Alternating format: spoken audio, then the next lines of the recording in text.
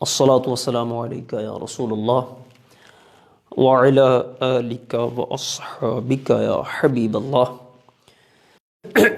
الصلاة والسلام عليك يا نبي الله وعلى آلك وأصحابك يا نور الله.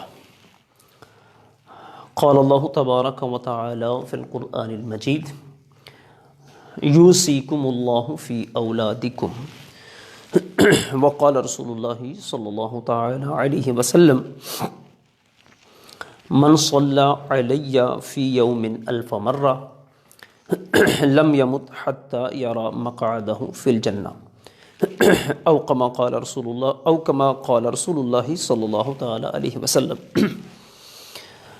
فرمان مصطفیٰ صلی اللہ تعالی علیہ وسلم ہے کہ جس نے دن بھر میں مجھ پر 1000 مرتبہ درود پاک پڑھا، یہ اس وقت تک نہیں مرے گا جب تک جنت میں اپنی جگہ نہ دیکھ لے. صلو علی الحبیب صلی اللہ تعالی علی محمد صلی اللہ علیہ یا رسول اللہ.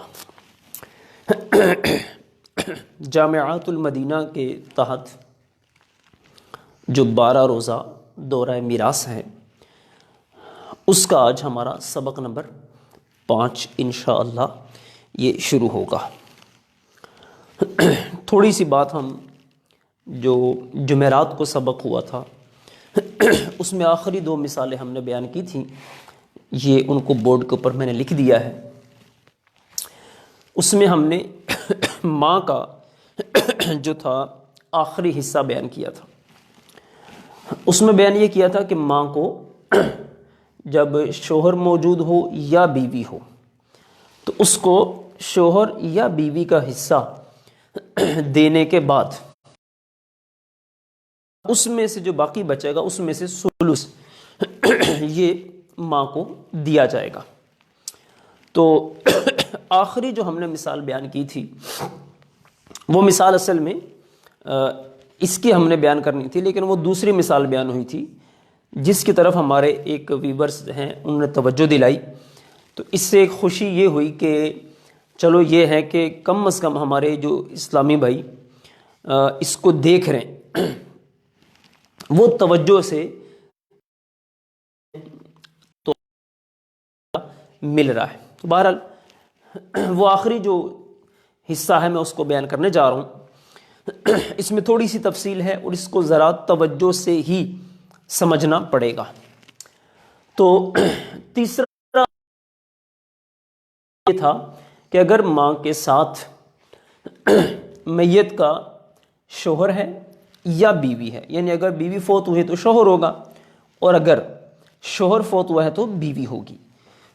ان کا دینے کے بعد ماں کو ثلث ملے گا ماں بقیہ کا.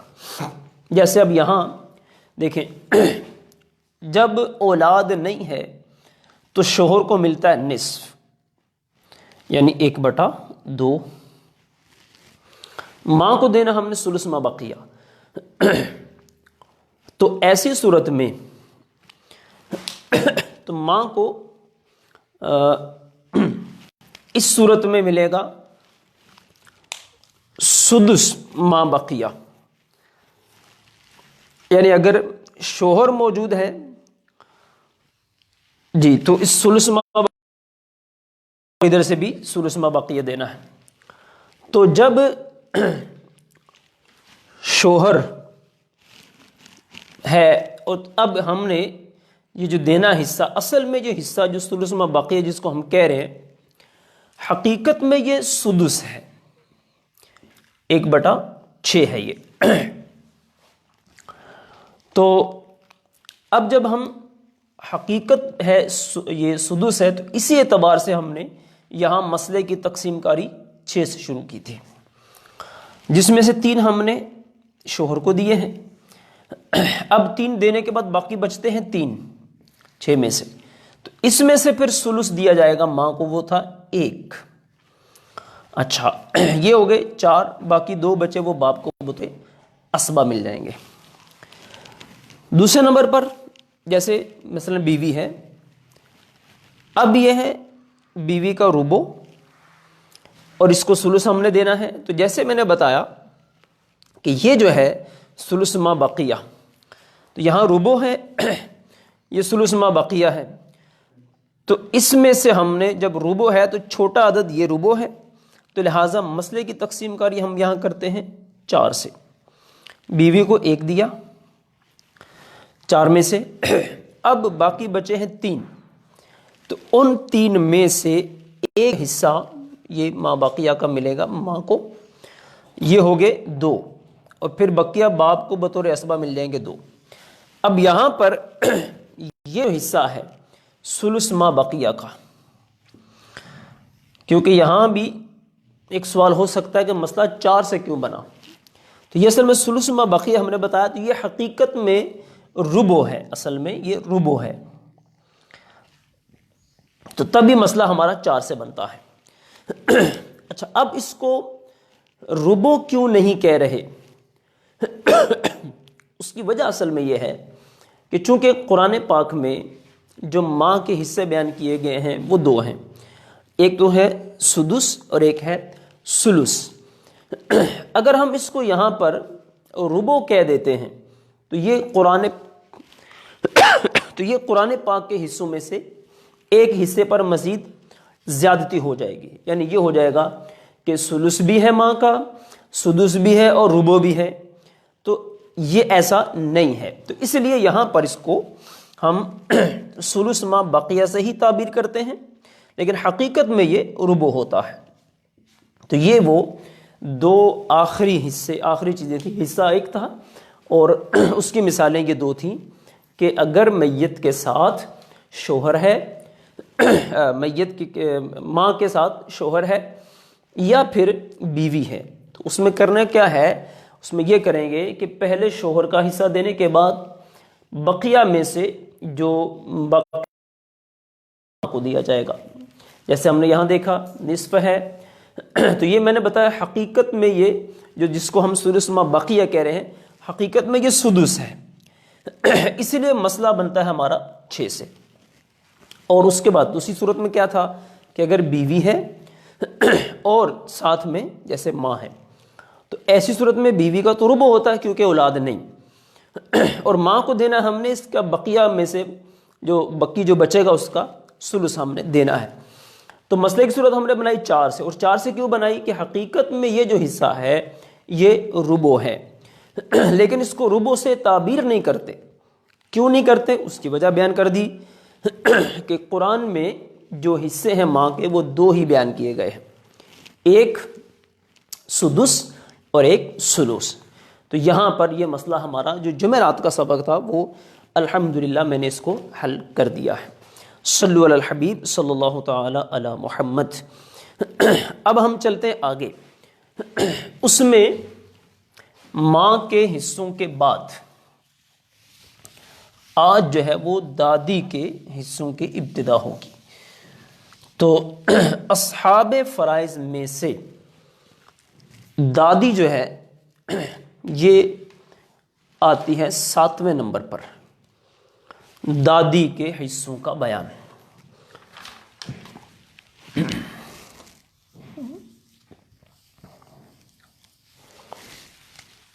सातवें नंबर पर दादी के हिस्सों का बयान। अच्छा, अब दादी के जो हिस्से हैं वो क्या हैं, उसको भी इंशाअल्लाह बितरतीब हम मिसाल के साथ इसको देखते चले जाएंगे। पहले नंबर पर है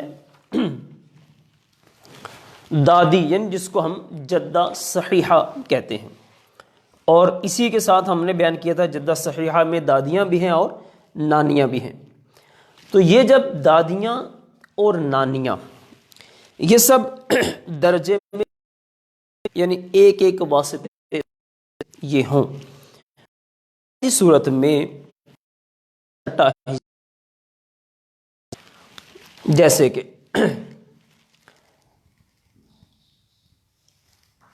मसलन दादी है और इसके साथ चचा है, तो इनको मिलना है सुदुस। इनका हिस्सा दादियाँ जो नानियाँ जो भी हैं जिसको जद्दा सहीहा कहेंगे, इनको सुदुस मिलता है। تو دیکھیں یہاں اس کو سدس ہم نے دینا ہے اور یہ عصبہ ہوگا، تو مسئلے کی صورت بن جائے گی 6 سے 1 دادی کو اور بقیہ 5 یہ بطور عصبہ یہ چچا لے جائے گا۔ یہ پہلی صورت جب دادی ہوگی۔ دوسری صورت اگر دادی کے ساتھ ماں بھی آ جائے،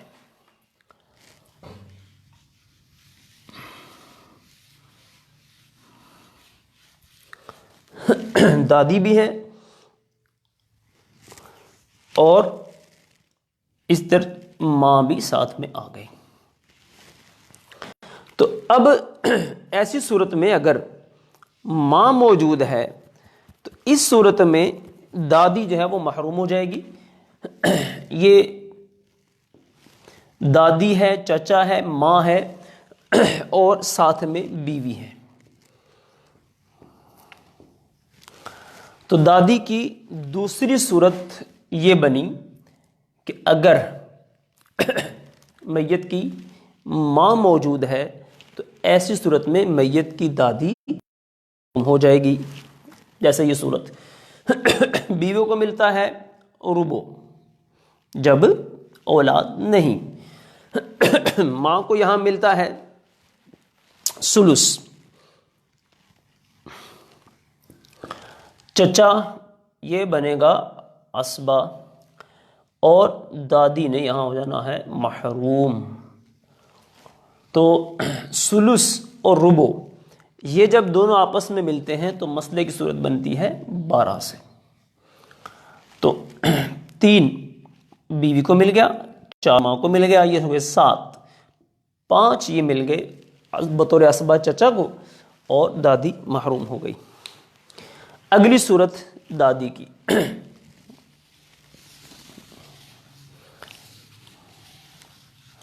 دادی کی ہم نے 2 صورتیں بیان کر دی۔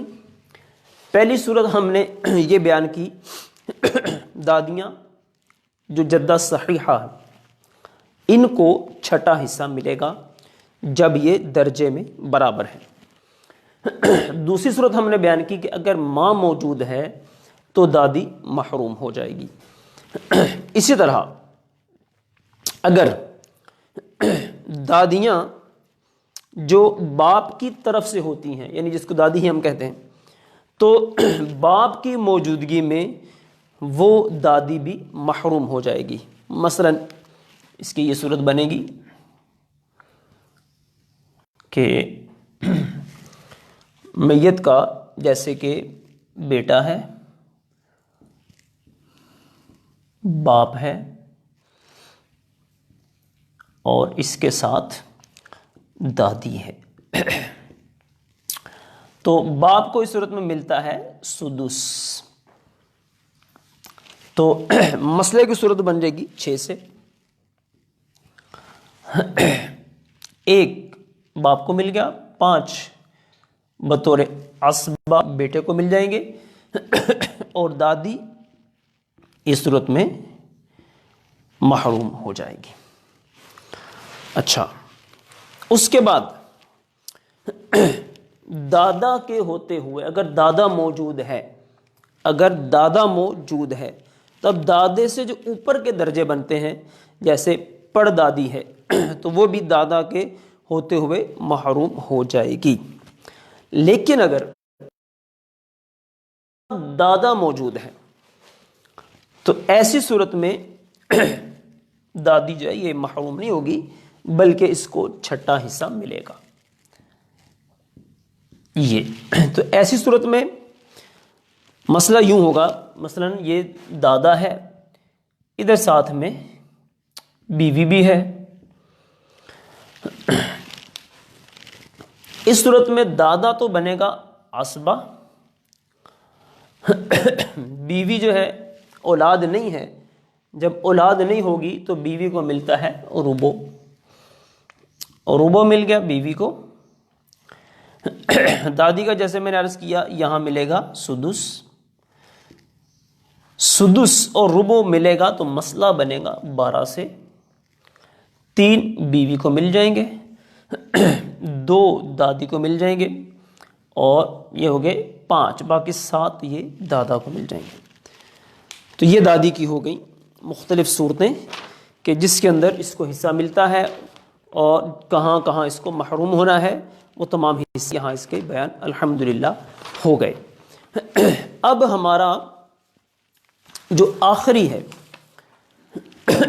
اصحاب فرائض میں سے، جو آخری فرد ہے اصحاب فرائض میں سے، وہ ہے ماں شریک بہن۔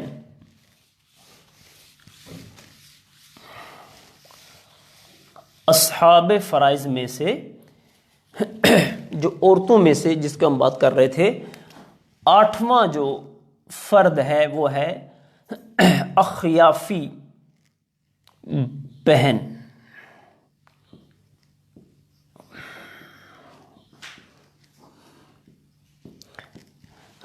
جس کو ہم ماں شریک بہن بھی کہتے ہیں، ماں شریک بہن۔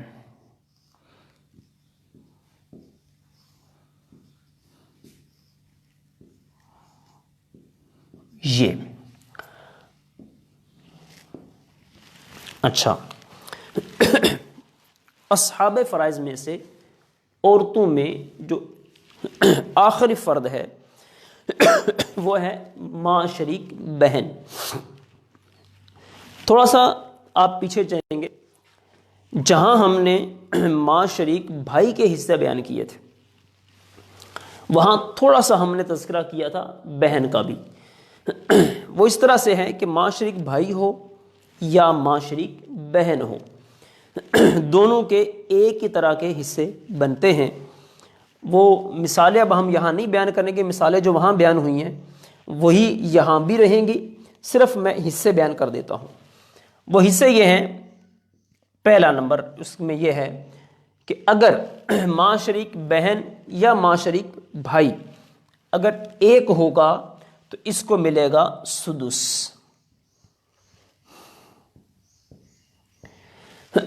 چاہے ماں شریک بھائی ہو چاہے ماں شریک بہن ہو۔ اگر 2 یا 2 سے زائد ہوں گے تو ان کو ملے گا 1/3 یعنی ثلث، یا 1/6 یا 1/3 یعنی ثلث۔ اور اس کی تیسری صورت یہ ہے کہ اگر بیٹا موجود ہے، بیٹی موجود ہے، پوتے ہیں، پوتی ہے، اسی طرح باپ ہے یا دادا ہے، ان سب کے ہوتے ہوئے یہ اخیافی بھائی یا اخیافی بہن یہ سب محروم ہو جائیں گے۔ تو یہ الحمدللہ ہمارے اصحاب فرائض 12 کے 12 یہاں مکمل ہو گئے۔ 4 مرد ہیں اور 8 عورتیں۔ ان 8 عورتوں میں سے آخری جو تھا وہ تھا اخیافی بہن، اس کو الحمدللہ ہم نے بیان کر دیا۔ اب اس کے بعد چلتے ہیں، اس کے بعد جو سبق آتا ہے وہ آتا ہے عصبات کا۔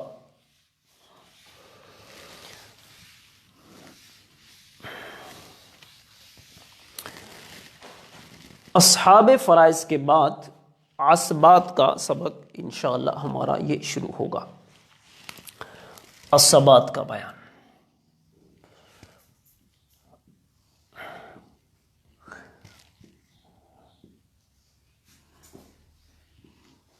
یہ عصبات کے بارے میں ہم ایک بات پہلے بیان کر چکے ہیں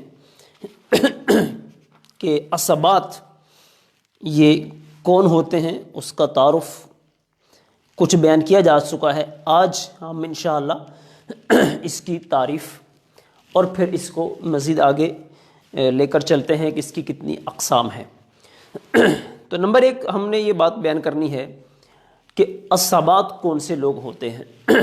عصبات یہ وہ لوگ ہیں کہ جن کا حصہ شریعت میں مقرر نہیں۔ اصحاب فرائض ان کو دینے کے بعد جو حصہ بچے گا وہ ہم عصبہ کو دے دیں گے۔ اگر اصحاب فرائض نہیں ہیں، صرف اسبا ہی ہیں، تو کل جو بھی مال ہوگا وہ جیسے اگر قرض ہے اور وصیت ہے، ان تمام چیزوں کو پورا کرنے کے بعد کل مال یہ اسبا کو مل جائے گا۔ اب اسبا ہیں کتنی قسموں کے، شروع میں بھی ہم نے بیان تھوڑا سا کیا تھا، دو قسمیں ہیں اسبا کی، ایک ہے اسبا نسبی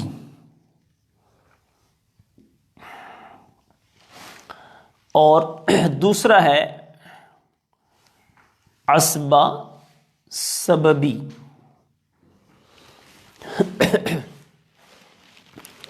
اسبا کہ جن کے حصے شرعاً مقرر نہیں ہیں، اگر یہ اصحاب فرائض کے ساتھ آئیں گے تو اصحاب فرائض کا حصہ دینے کے بعد جو بچے گا وہ اسبا کو مل جائے گا، اور اگر اصحاب فرائض ہیں ہی نہیں تو پھر اسبا ہی کو وہ حصے مل جائیں گے۔ تو اسبا کی ہوگی دو قسمیں، نسبی اور سببی۔ سببی جو ہے یہ ہم نے شروع میں بھی بیان کیا تھا، یہ مولا العتاقہ ہوتے ہیں کہ آزاد کردہ غلام کا آقا۔ تو چونکہ اس وقت بھی یہ بات ہم نے بیان کی تھی کہ یہ فی زمانہ نہیں پائے جاتے، جس کی وجہ سے ہم نے اس کی بحث وہاں بھی نہیں کی اور یہاں بھی ہم اس کی ضرورت نہیں سمجھ رہے ہیں۔ اب چلتے ہیں اسبا نسبی کی طرف۔ اب اسبا نسبی ان کی تین قسمیں ہیں۔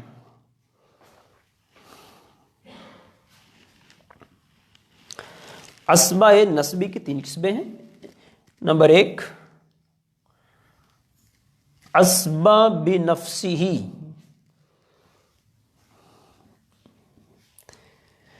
نمبر دو اسبا بغیرہ،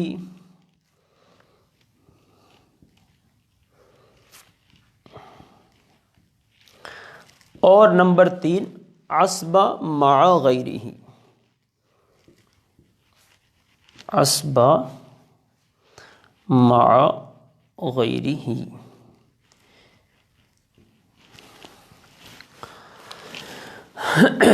اسبا نسبی کی تین قسمیں ہو گئی، اسبا بنفسہ، اسبا بغیرہ اور اسبا مع غیرہ۔ اب ان کی تعریفات کیا ہیں اور پھر کس طرح سے ان کی تقسیم کاری ہوگی، حصے ان کو کس طرح سے ملنے ہیں۔ پہلے نمبر پر ہم بات کریں گے اسبا بنفسہ کی۔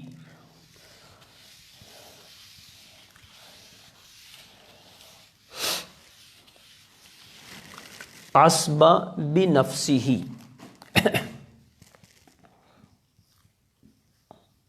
اسبا بنفسہ، جس طرح کے یہ لفظ سے ظاہر ہے، اسبا بنفسہ، مطلب اس کا یہ ہے کہ یہ کسی کے ساتھ مل کر نہیں بلکہ یہ خود ہی اسبا ہے۔ اب یہ جو اسبا بنفسہ ہے اس کی چار قسمیں ہیں۔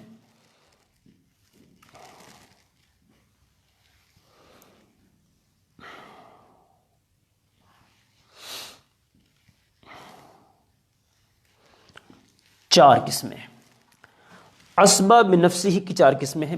پہلی قسم جزو میت، جزو میت۔ جزو میت کا مطلب کیا ہے؟ یعنی جو میت کا جز ہے اس میں آتے ہیں بیٹے، جیسے ہیں بیٹے، اسی طرح آگے پوتے، تو یوں یہ سلسلہ پوتے، اسی طرح آگے پڑ پوتے ہیں، یا اس طرح آگے یہ سلسلہ یوں چلے گا۔ تو جزو میت یعنی بیٹے، اسی طرح آگے پوتے، اور اس طرح آگے جتنے بھی چلتے جائیں گے، پوتے ہیں، پڑ پوتے ہیں، اس طرح سے. تو پہلے نمبر پر ہوگا جزو میت. دوسرے نمبر پر ہے اصل میت. اصل میت، اصل میت.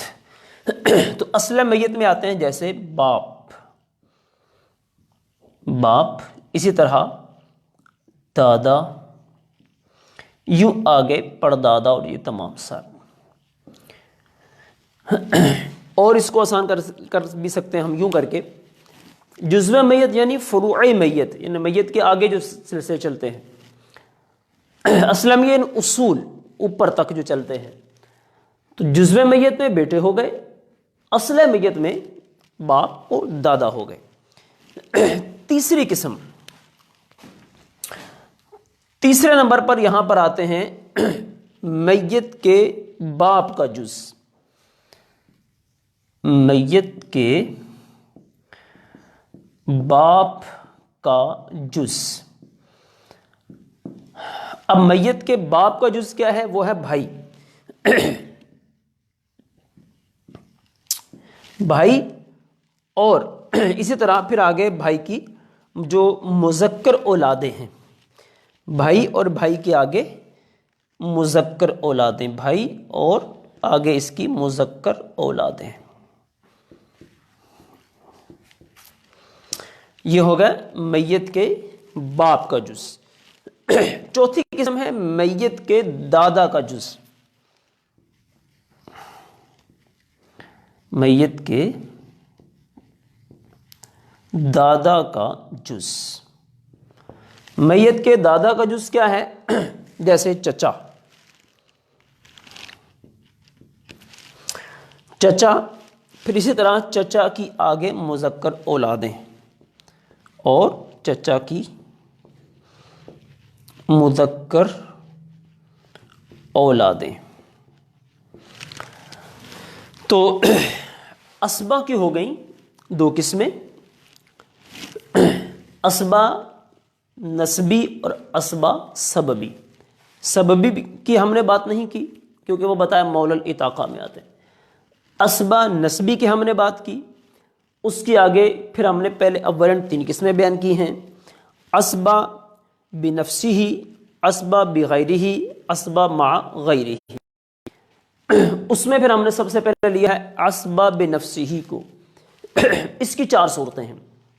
نمبر 1 جزو میت یعنی بیٹا، پوتا، اس طرح آگے. دوسرا ہے اصل میت یعنی باپ، دادا اور اس طرح آگے. پھر ہے میت کے باپ کا جز، جیسے بھائی اور بھائی کے آگے مذکر اولادیں. پھر ہے میت کے دادا کا جز، چچا، اور چچا کے آگے یوں مذکر اولادیں. اب یہ جو 4 قسم کے ہم نے بیان کر دیے، اس میں جو اب وراثت کی تقسیم ہوگی نا، تو یہ تقسیم بھی اسی طرح سے ہوگی. یعنی یہ ہوں گے جب اسبا، تو انہیں بطور اسبا کچھ نہیں ملے گا. پھر اگر یہ ہوتے ہیں تو یہ محروم ہو جاتے ہیں. اسی طرح اگر یہ ہوتے ہیں تو یہ نہیں. تو جو ان کی یہ ترتیب ہے، تو وراثت میں بھی یہ اسی طرح سے شریک ہوں گے. اپنی اسی ترتیب کے مطابق یہ شریک ہوتے چلے جائیں گے. اس کا مطلب یہ ہے کہ اگر پہلی قسم کے لوگ موجود ہیں، دوسری قسم کے اسبا نہیں بنیں گے. دوسری قسم کے ہیں تو تیسری قسم کے اسبا نہیں بنیں گے. اور تیسری قسم والے موجود ہیں تو چوتھی قسم والوں کو بطور اسبا کچھ بھی نہیں ملے گا. اس کی ہم ایک آدھی مثال بھی بیان کر دیتے ہیں تاکہ سمجھنے میں تھوڑا اور آسانی ہو جائے. دیکھیے مثلا کوئی شخص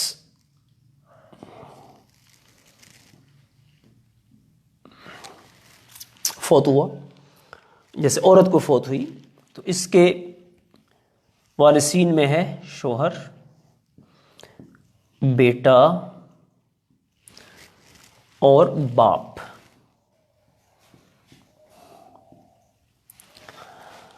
تو اولاد کی موجودگی میں باب کو ملتا ہے ربو. باپ جو ہے یعنی شوہر کو ربو ملے گا بیٹے کے، یعنی اولاد کی موجودگی میں شوہر کو ملتا ہے ربو.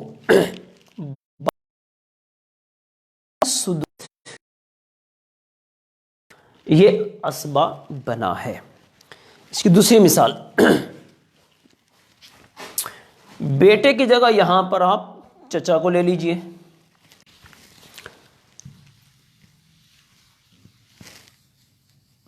شوہر موجود ہے، بیٹا ہے.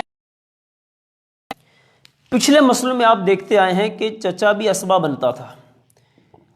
کئی مثالیں ہم نے اس طرح کی بیان کی ہیں، لیکن بنا تھا وہاں بیٹا نہیں تھا. اس صورت میں مسئلہ چونکہ بنے گا 4 سے، ربع ملے گا شوہر کو، اور بیٹا ہے چونکہ میت کا یہ بطور اسبا ہے، اور یہ چچا یہاں پر محروم ہو جائے گا. چونکہ چچا جو ہے یہ آگے جا کر چوتھی قسم میں بنتا ہے، یعنی میت کے دادا کا جز. تو لہٰذا چونکہ یہ پہلے ہے، قربت اس کو زیادہ ہے، تو اس کا درجہ پہلے ہے. یہ بطور اسبا لے گا، لیکن اس کو بطور اسبا نہیں ملے گا، بلکہ یہ محروم ہو جائے گا. اس کے بعد پہلی جو ہم نے یہاں ایک تقسیم بیان کی ہے وہ یہ بیان کی کہ اسبا کے اندر جو 4 صورتیں، اسبا 4 صورتیں ہم نے بیان کی ہیں، ان 4 صورتوں میں بالترتیب حصے تقسیم ہوتے ہیں. لیکن اگر بعض جگہوں پر ایسا بھی ہوتا ہے کہ اس طرح کے رشتہ دار بھی مل جاتے ہیں قریب قریب والے، تو اس میں اب رشتہ داریوں کو دیکھا جائے گا. مثلا رشتہ داری کا قرب، یعنی جب دیکھتے ہم کہ اسباب نفسی میں سب نظر آ رہے ہیں، تو پھر اس کے وقت ہم نے قرب کس کا زیادہ ہے. اگر تو قوت قرابت والا موجود ہے تو اس کو حصہ دیا جائے گا، چونکہ اس کی دوہری قرابت ہوگی. تو دوہری قرابت والے کو جو اکہری قرابت ہے اس کی بنسبت زیادہ قوت ہے، پھر اس کو حصہ ملے گا. یعنی بعض اوقات یہ ہوگا کہ یہ جو ہوں گے اسباب نفسی ہی، یہ ایک طرح کے نظر آنا شروع ہو جائیں گے. اس کی مثال میں دیتا ہوں، شاید اس سے سمجھنے میں ہمیں تھوڑی آسانی رہے گی.